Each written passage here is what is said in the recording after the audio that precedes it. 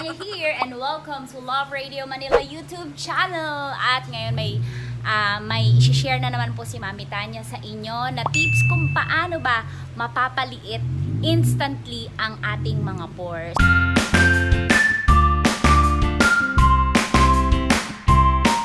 Na-experience nyo ba kapag may dadaan na sasakyan na ingay? Lowered kasi. Ayan, sumasabit tuloy sa humps. Lowered pa more. So yun, balik na tayo sa ating pores, usapang pores. Di ba syempre lahat tayo ay gusto ma-achieve ang poreless na mukha, lalo kapag nagsa-selfie ka. Minsan tuloy nadi-discourage ka, na-frustrate ka sa itsura mo pag nagsa-selfie ka kasi kitang-kita yung mga butas ng mukha mo. Okay, pag-usapan mo muna natin. Huwag kayong ma-frustrate kung may pores kayo kasi lahat ng tao may pores. May mga taong walang pores kasi meron silang sakit. Pero sa normal na tao, lahat tayo may pores. Kaya huwag kang ma-frustrate kung may pores ka kasi labasan niya ng pawis, hingahan niya ng skin mo. Basta ganon. So, anong oras ka makakatapos ng daan?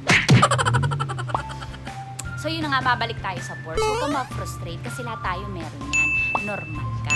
Ang pag-uusapan na lang natin dito kung gaano kalaki, paano siya mapapasara, kapag kailangan mo siyang mapasara kasi mayroon kang magti-tiktok ka o may manok ka o kaya mag-photoshoot ka o kaya may lakad ka, mag-makeup ka.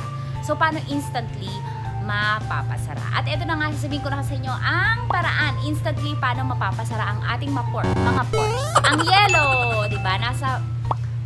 Nasa bahay lang natin, nasa refrigerator lang natin madalas o minsan ang mga beauty regimen. Spell regimen. Wag na lang. Ang malamig na panahon, nagtataka kayo bakit ang mga foreign country, maliliit ang pores nila kasi malamig sa kanila at ang mababang temperature nakakapagpasara yan ng mga pores. At nakakapagpaliit ng eye bags. Amazing, di ba? Ganon. So, ito po ang ginagawa ni Mami Tanya every time magme-makeup ako para kumapit. Kapag kasi close yung pores mo, kakapit ng sobra yung makeup. At kabaliktaran naman, kapag open pores ka, kapag puyat ka kasi open pores ka hindi kumakapit yung mga makeup. Ganon. So, nagtataka kayo, ba't kaya humuhulas yung makeup ko? Malamang puyat ka, kaya hindi kumakapit. So, ito yung ginagawa ko kasi hindi talaga maiwasan mga mamis na mapuyat. Kotse na to. So, ito lagi yung ginagawa ko bago mag-makeup. Dinadampian ko ng yellow para lumit ang eye bags mo, para magmukha kang tao. At kapag mainit naman ang tubig, mag-o-open pores ka naman. Ganon, mainit naman ang temperature.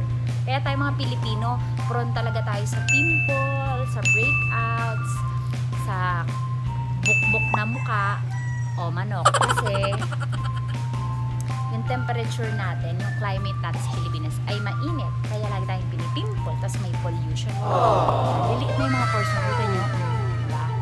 Huwag nyo na lang pansinin yung bukbok ko kasi dati kaya, nung high school kasi ako, sobrang bukbok ng mukha ako po. Ayan na. Wait. Mommies, eto na yung result ng pag-ice ng ating face, diba? Instantly, napapaklose niya talaga ang pores. So, every time maglalagay kayo ng concealer, foundation, pulbos, mag-ice muna kayo. Kahit yung ice tubig, basta malamig. Maglagay kayo ng something sa inyong face na malamig. So, ayan, ang aking work from home itsura, diba? Hindi pa rin naliligo. Thank you for watching. Bye! Always your number one SM radio station. Love Radio.